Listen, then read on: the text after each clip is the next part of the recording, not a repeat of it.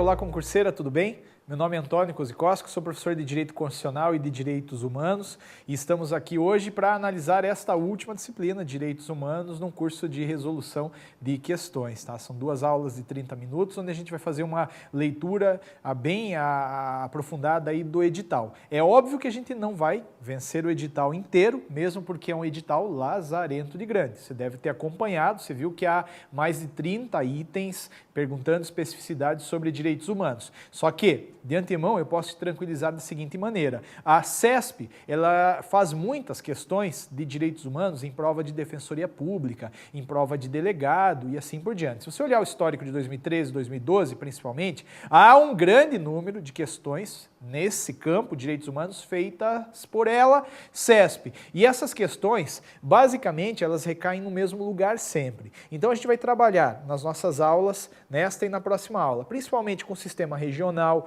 de proteção, o sistema interamericano, para ser mais específico. Sistema global tem alguma coisa, também há algo relacionado a alguns tratados específicos, alguns tratados em espécie, também há aí algo relacionado à teoria geral dos direitos humanos, algumas classificações doutrinárias, inclusive, acabam impactando na banca, é isso que a gente vai direcionar. Há alguns pontos daquele edital, eles são de remota, para não falar impossível cobrança, você tem lá alguns pontos como direitos humanos e globalização. Olha, não tem questão da CESP nessa linha. Não existe questão da CESP nessa linha, questão objetiva, então a gente vai focar naquilo que efetivamente tem caído. Você verá aí nas questões a leitura bem compatível com o que a CESP normalmente vem cobrando, tudo bem? Como é que você está? Tudo certo? Não esqueça que você pode rever essa aula, você pode vê-la novamente, volta, vai, você tem total liberdade de acesso, não é restrito a 1, a 2, a 3 acessos. Isso é um grande diferencial da prova, você também vai treinar, vai aprofundar isso daqui com o banco de resolução de questões que você tem ao seu dispor, assim como você tem ao seu dispor, chat ao vivo com o professor, tem gabarito comentado, tem os acessos aí de informática, os acessos tecnológicos, ao curso à prova, também tem o meu Facebook, Antônio Kozikowski, que quiser adicionar lá, a gente vai trocando algumas impressões a respeito dessa prova, tudo bem? Como é que você está? Vamos continuar? Vamos começar então? Olha que interessante, a primeira questão que a gente vai analisar é uma questão que vai trabalhar com teoria geral dos direitos humanos e eu queria que você acompanhasse comigo aqui na tela. Você tem lá uma questão de 2012, de Defensoria Pública, né? Como eu te disse, há um grande número de questões falando sobre Defensoria Pública, tá? Lá do Espírito Santo. Veja que interessante. A universalidade e a indivisibilidade são características próprias da concepção contemporânea de direitos humanos. E agora? A universalidade e a indivisibilidade são características próprias dos direitos humanos numa concepção contemporânea?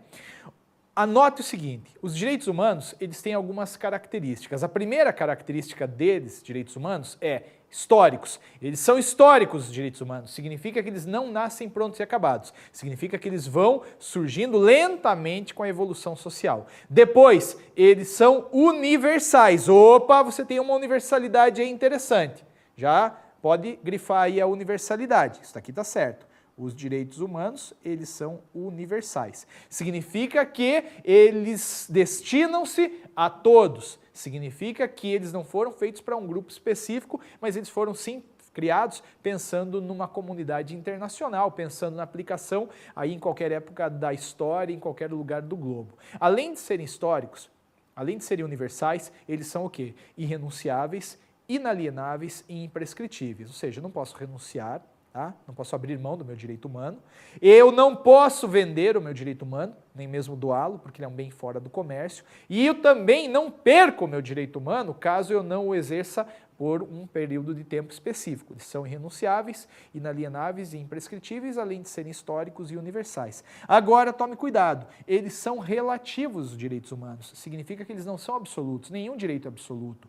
O direito não é absoluto. Mesmo a vida, que parece muito importante, comporta exceções no plano internacional. Os tratados admitem pena de morte. O único direito que me parece mais vocacionado para ser absoluto é a proibição de tortura, porque existe um tratado internacional que fala que em nenhuma hipótese, sob nenhuma circunstância, será utilizada ela tortura. Então, até agora, uma característica fecha. E para completar, Anote, os direitos humanos são indivisíveis. Olha que interessante, grife aí, ó. Eles são indivisíveis. Significa o seguinte, direito humano, ele não pressupõe hierarquia. Alguém pode perguntar, qual que é mais importante, a vida ou a crença? Os dois são importantes, cada um num âmbito específico de proteção. Isso é indivisibilidade, não há hierarquia entre os direitos humanos e numa perspectiva também doutrinária, eu poderia sustentar que eu não posso negar a aplicação do direito humano para uma pessoa apenas. Eu não posso falar, o Fernandinho Beiramar, esse merece, não merece nada. Pare, na prova de direitos humanos, você vai respondê-la partindo do pressuposto humanista. Você não vai incorporar os direitos humanos para humanos direitos porque você vai perder questão. Então, relembrando essas características, a gente responde essa questão e conclui que sim, a universalidade e a indivisibilidade são características próprias da concepção contemporânea dos direitos humanos. Golaço, pode marcar aí, verdadeira a primeira questão, tudo bem? Tranquila, né? Anotou as características, há outras questões versando sobre esse tema e você as resolverá com base naquilo que a gente acabou de mencionar. Depois vamos lá. Outra prova de defensor público, ainda lá no Espírito Santo, outra questão falando de direitos humanos. Anote aí, veja aí comigo, ó. A concepção contemporânea dos direitos humanos surgiu com o término da Primeira Guerra Mundial. Aqui eu quero que você tenha bastante cuidado, porque somando a essa, algumas outras questões da CESP um pouquinho curiosas. Existem alguns precedentes, alguns antecedentes de direitos humanos, alguns antecedentes históricos, inclusive bem remotos. Se você pensar, a Liga das Nações Unidas, ela é de 1919. Ela surgiu em 1919, na saída da Primeira Guerra Mundial. É um marco importante na internacionalização dos direitos humanos. Assim como é um marco importante nessa internacionalização, o surgimento da Organização Internacional do Trabalho, no mesmo ano, o surgimento da Organização das Nações Unidas, a Declaração Universal de Direitos Humanos, tudo isso é super importante num processo de internacionalização de direitos humanos. Mas, para fins de prova, a gente vai compreender da seguinte maneira. Veja, a concepção contemporânea de direitos humanos, ela vai surgir, ela vai se afirmar com o término, não da Primeira Guerra, e sim com o término da Segunda Guerra Mundial. Então, essa questão está absolutamente errada, porque não é da Primeira Grande Guerra Mundial, é da Segunda Grande Guerra Mundial. É mais precisamente ali com a ONU, com a Declaração Universal dos Direitos Humanos e assim por diante. Não significa que não houvesse uma proteção antes, mas era uma proteção mais tímida, um pouco mais residual e pontual, nada que se comparasse àquela proteção institucionalizada após o final da Segunda Guerra Mundial, porque foi ela responsável pelas maiores atrocidades que a gente já viu. O Holocausto é um exemplo triste aí de massacre, um exemplo triste de violência com o direito humano, tudo bem? Essa é uma questão importante, assim como é importante a próxima que eu queria debater com vocês, lá de 2012, tá? Uma prova ali, oficial combatente da Polícia Militar. Veja que interessante. Com relação ao conceito, a evolução e a abrangência dos direitos humanos, assinale a opção correta. Essa é uma questão legal para você estudar. Os chamados direitos de solidariedade correspondem no plano dos direitos fundamentais aos direitos de segunda geração, que se identificam com as liberdades concretas, acentuando o princípio da igualdade. Meu amigo, existe uma diferença entre direito de primeira, segunda e terceira geração. O direito de primeira geração é o direito civil e político, marcado por um não agir do Estado. O direito civil e político é, por exemplo, a vida, a propriedade, a segurança, a liberdade de crença, a liberdade de manifestação de pensamento, a liberdade de locomoção, o direito de trabalhar, todos esses são direitos de primeira geração, que são concretizados a partir de uma abstenção do Estado. O Estado os garante na medida em que ele não faz nada. E como assim, Antônio? Pense, como é que o Estado garante a liberdade de crença? Não fazendo nada. Percebeu? Não faz nada, o direito aparece. Esse vai surgir principalmente ali no século XVIII. Só que, no entanto, a evolução social leva a um reclame de direitos de segunda geração, que são os direitos econômicos, sociais e culturais. O direito econômico, social e cultural, ele já pressupõe uma atuação positiva do Estado. O Estado tem que fazer alguma coisa para efetivamente concretizar. Por quê? Porque exemplo de direito de segunda geração, saúde, educação, previdência, proteção à infância, proteção à maternidade, uma regulamentação mais específica e humana das regras de trabalho, a normatização do trabalho, tudo isso é segunda geração, além de direitos culturais e assim por diante. Esses direitos, eles vão se materializar através de uma ação do Estado.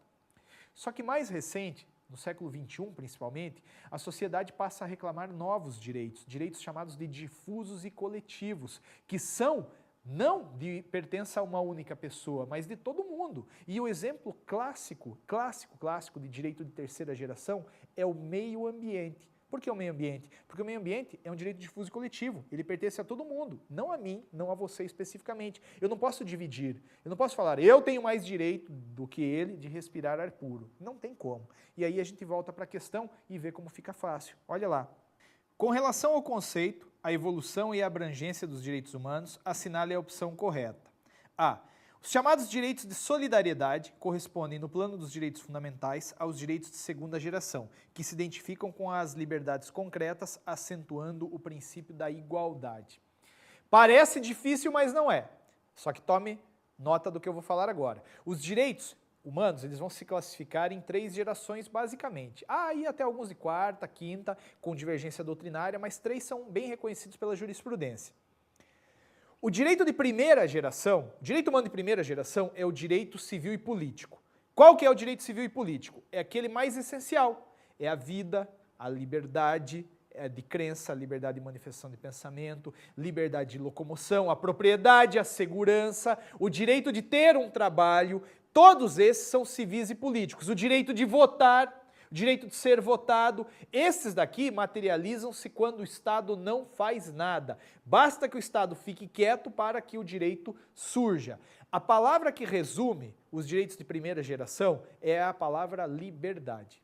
Agora note, sempre que a gente conquista algo, a gente passa a reclamar novas coisas, não é assim? E foi assim com os direitos humanos. Na medida em que a sociedade conseguiu os direitos de primeira geração, ela passou a reclamar direitos de segunda geração, que são quais? São os direitos econômicos, sociais e culturais. O direito econômico, social e cultural é chamado de segunda geração e pressupõe ali a defesa do quê? Da saúde, da previdência, da educação, proteção das minorias como infância, juventude, maternidade, idoso e assim por diante. Esse direito, para ser realizado, ele pressupõe uma ação do Estado, pressupõe que o Estado faça algo, porque não basta o Estado ficar, se o Estado ficar de braços cruzados, não acontece educação, tudo bem? A palavra que marca o direito de segunda geração é a palavra igualdade. Só que, no entanto, com a evolução social, a gente conseguiu novos direitos, a gente passou a reclamar novos direitos, direitos de terceira geração. Os direitos de terceira geração são os direitos difusos e coletivos, cujo maior expoente é o direito ao meio ambiente. Esse direito, ele vai ser marcado pela palavra fraternidade. Note que interessante, direito de primeira geração, civil e político, liberdade. Direito de segunda geração, econômico, social e cultural, igualdade. Direito de terceira geração, difuso e coletivo, fraternidade. Liberdade, igualdade e fraternidade é o lema da Revolução Francesa e com base nisso a gente consegue, sim, resolver essa questão. Os chamados direitos de solidariedade correspondem no plano dos direitos fundamentais aos direitos de segunda geração, que se identificam com as liberdades concretas, acentuando o princípio da igualdade. Veja, a expressão solidariedade, ela é tomada pela banca como sinônimo da expressão fraternidade.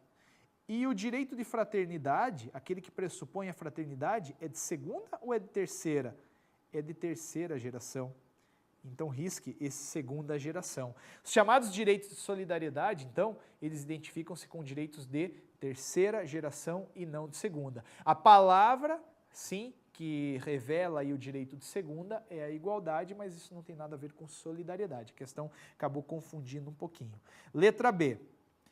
No século XX, inaugurou-se uma nova fase no sistema de proteção dos direitos fundamentais, na medida em que foi nele que os Estados passaram a acolher as declarações de direito em suas constituições. Isso é verdadeiro ou é falso? Isso aqui é falso, porque no século XX, não foi no século XX o momento em que os estados passaram a incorporar declarações de direitos. O momento em que o Estado passa a incorporar esse tipo de declaração é mais anterior. A primeira Constituição, que trabalha com o rol de direitos, apesar de ter sido inserido ele por emenda, é a Constituição dos Estados Unidos, de 1787. Então a gente tem precedentes aí de inserção de direitos fundamentais ou humanos numa Constituição antes do século XX. Anote aí um exemplo, a Constituição dos Estados Unidos, ela é de 1787 e ela já contemplava ali declaração de direitos no seu texto. Então é anterior ao século XX, questão errada. Vamos para a próxima. C. A individualidade é uma das características dos direitos humanos fundamentais e, nesse sentido, eles são dirigidos a cada ser humano isoladamente considerado, o que se justifica em razão das diferenças de nacionalidade, sexo, raça, credo ou convicção político-filosófica. Está errado por dois motivos. Primeiro, a gente estudou lá naquela primeira questão que as características dos direitos humanos eram históricos, eram universais, inalienáveis, irrenunciáveis, imprescritíveis, relativos e indivisíveis. Não falava nada em individualidade. Então você já pode desconsiderar esta expressão, individualidade. Ainda, veja, este isoladamente considerado parece que torna a questão errada, porque os direitos humanos, eles também voltam-se aí para a proteção de grupos minoritários e não somente a pessoas individualizadas, então essa questão está errada. Vamos para a próxima. D. Os direitos fundamentais são os direitos humanos reconhecidos como tais pelas autoridades às quais se atribui o poder político de editar normas, tanto no interior dos estados quanto no plano internacional. São, assim, os direitos humanos positivados nas constituições, nas leis, nos tratados internacionais. Essa questão parece verdadeira e, de fato, é. E ela revela um conceito bem interessante. A doutrina ela separa os conceitos de direitos humanos e de direitos fundamentais, falando que o direito fundamental é aquele reconhecido pelo Estado no texto de uma Constituição, ao passo que o direito humano é aquele reconhecido num prisma internacional, aquele que evoca aí a proteção do ser humano em razão de ser ele ser humano. Só que a CESP ela tem trabalhado com essa temática classificatória, ela tem entendido o direito humano como o quê? Ela tem entendido o direito fundamental como o direito humano positivado na Constituição e mesmo aí em tratados internacionais. Ela aproximou um pouquinho os temas. Então eu queria que você levasse para a prova com bastante carinho esta questão, porque ela revela um peculiar modo da banca de pensar o conceito de direito fundamental. Para ela, direito fundamental é o direito humano positivado no texto da Constituição e ou num tratado internacional. Isso torna a questão verdadeira, portanto. Mas é óbvio que a gente não encerra aqui. Tem o item E, que eu queria debater com vocês rapidamente. Veja lá. Com o fim da Primeira Guerra Mundial, a estrutura dos direitos humanos começou a se consolidar. A estrutura do direito internacional dos direitos humanos começou a se consolidar. A essa época, os direitos humanos tornaram-se uma legítima preocupação internacional e então foram criados mecanismos institucionais e instrumentos que levaram tais direitos a ocupar um espaço central na agenda das organizações internacionais. Veja, a gente já resolveu uma questão e veja como elas se repetem, segundo a qual o marco aí da internacionalização dos direitos humanos não é a Primeira Guerra Mundial, e sim a Segunda Guerra Mundial. Então você volta para o texto da sua questão e risca aí com o fim da Primeira Guerra Mundial, porque foi com o fim da Segunda Guerra Mundial que a estrutura do direito internacional dos direitos humanos começou a se consolidar, tudo bem? Muito bem, questão seguinte, veja, esta aqui já é sobre um assunto diferente.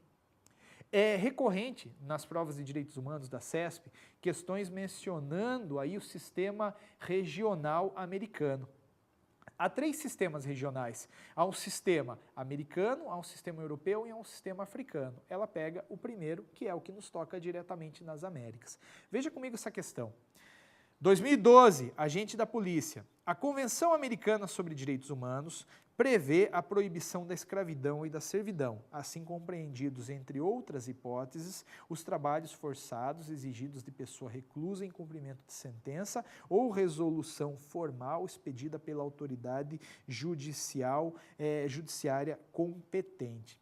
Veja que interessante, essa Convenção Americana, essa Convenção Americana de Direitos Humanos, que nada mais é do que o Pacto de São José da Costa Rica, de fato, ela prevê a proibição de escravidão e de servidão. Só que a gente vai separar uma coisa aqui, esse trabalho forçado, exigido de pessoa reclusa em cumprimento de sentença, isso aqui, para todos os efeitos, não é considerado aí algo proibido pelo texto da convenção. Então essa questão está errada. Veja só, eu não poderia, a ideia parece complicada, mas não é. Vamos pensar num sistema penal que tenha como pena trabalho.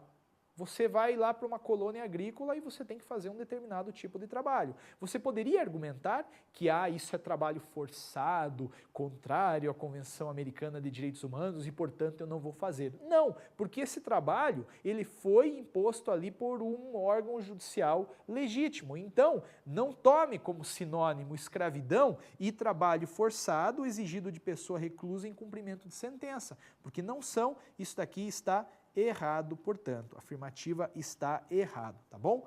Vamos para a próxima, super importante também, questão aí de direitos humanos.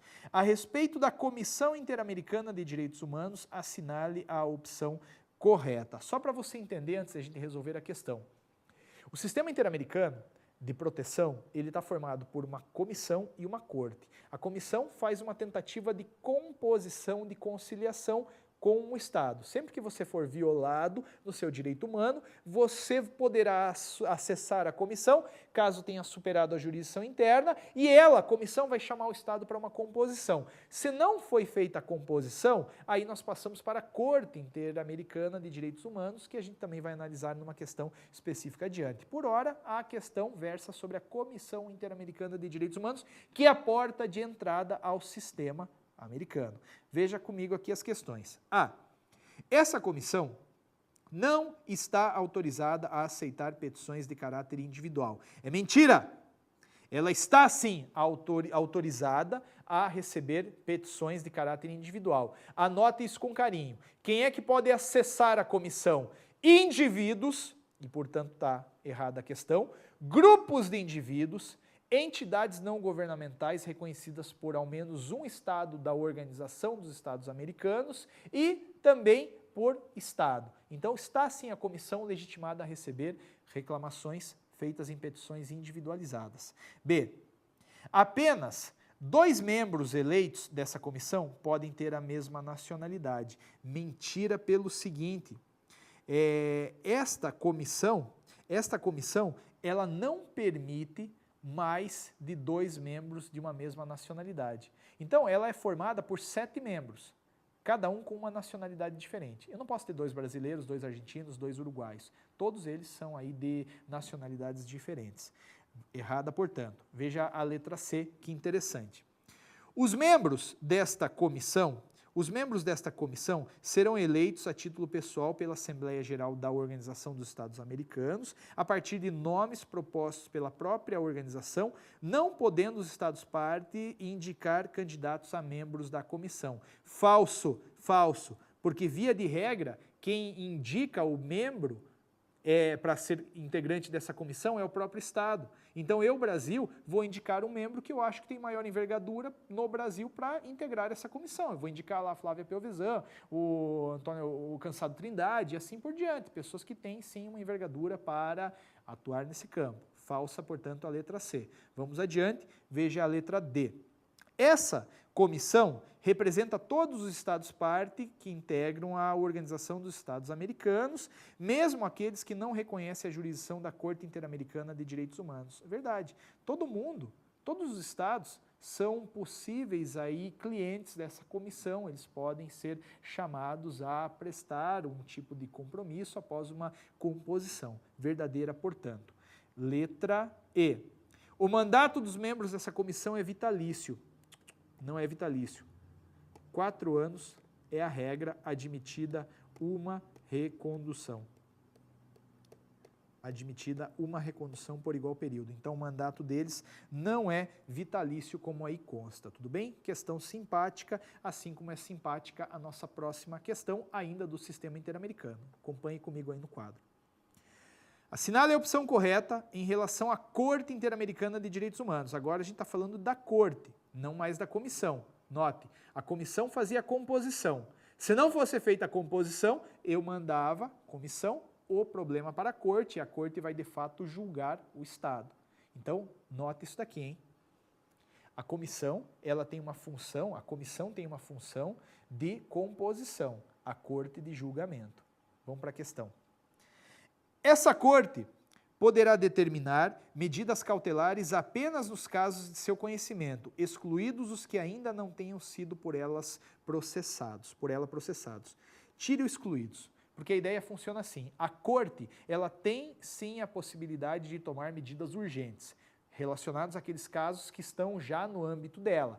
Mas se a comissão se deparou com uma situação urgente, a comissão pode reclamar à Corte uma providência. Então, mesmo não estando o caso sob a competência dela ainda, a Corte pode tomar medidas urgentes. Portanto, está errada essa alternativa A. B. O Estado parte, inconformado com a sentença dessa Corte, poderá apelar à Assembleia Geral da ONU. Dá uma vontade louca de marcar, mas é mentira.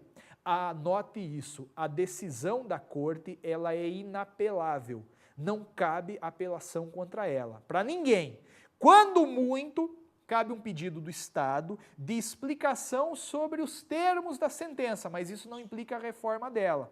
Então, anote que essa decisão, ela é irrecorrível, ela é inapelável, dada, acabou-se, tudo bem? Item C. Nos termos da Convenção Americana de Direitos Humanos, apenas os Estados-partes e a Comissão Interamericana de Direitos Humanos podem submeter casos à decisão dessa Corte. Essa aqui é um golaço, é verdadeira, é linda, é maravilhosa, confirma uma tendência da banca de cobrar legitimado da comissão ou da Corte. A gente já viu, numa questão anterior, quem era legitimado a acionar a comissão. Agora, quem que é legitimado a acionar a Corte? A Corte, ela é acionada pela própria comissão de ofício ou por algum Estado, numa perspectiva principalmente consultiva. Então é assim, você levou o seu caso para a comissão, Se lá não foi feita uma composição, a própria comissão encarrega-se de mandar o caso para a Corte Interamericana de Direitos Humanos. Olha que interessante. E um Estado que eventualmente queira acionar a Corte, ele também pode, principalmente na perspectiva consultiva, pedindo explicação sobre um tratado, assim por diante. Verdadeira. Tome nota dessa. D. Essa Corte não pode emitir opinião sobre a compatibilidade em abstrato entre a Convenção e norma de direito interno. Pode. A Corte, ela tem uma função consultiva. Se eu, Estado brasileiro, quero um parecer sobre a compatibilidade da minha Constituição com este sistema de proteção interamericano, a Corte vai me dizer. Então está falsa essa questão.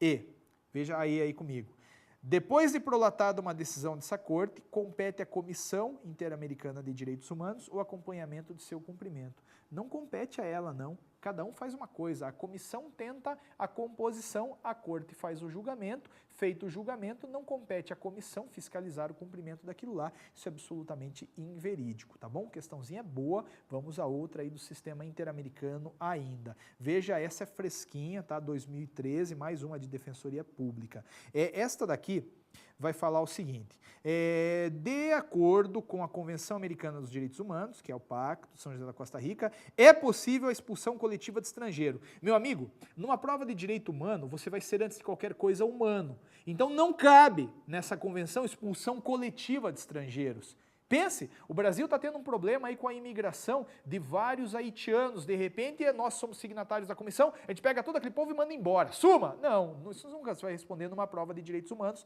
falsa, portanto. B.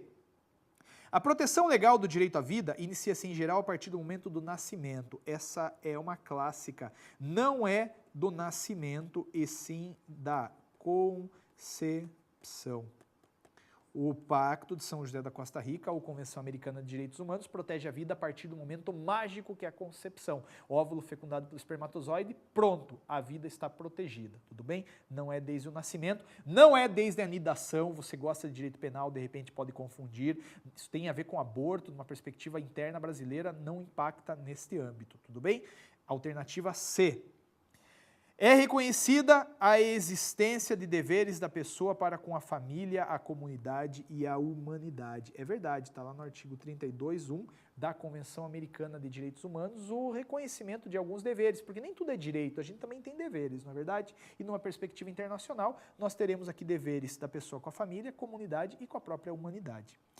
D. Nos países onde a pena de morte tenha sido abolida, essa forma de punição só poderá ser restabelecida para os crimes mais graves. Falso! Porque onde houve a abolição da pena de morte, ela não pode ser restabelecida caso o país seja aderente aí ao Pacto de São José da Costa Rica. Perceba, nós tínhamos pena de morte ao termos assinado a convenção.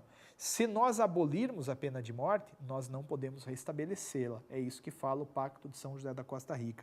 Falso, portanto, porque ele não pode ser restabelecido. E é inadmissível a limitação dos direitos estabelecidos na Convenção. Escute, não tem direito absoluto.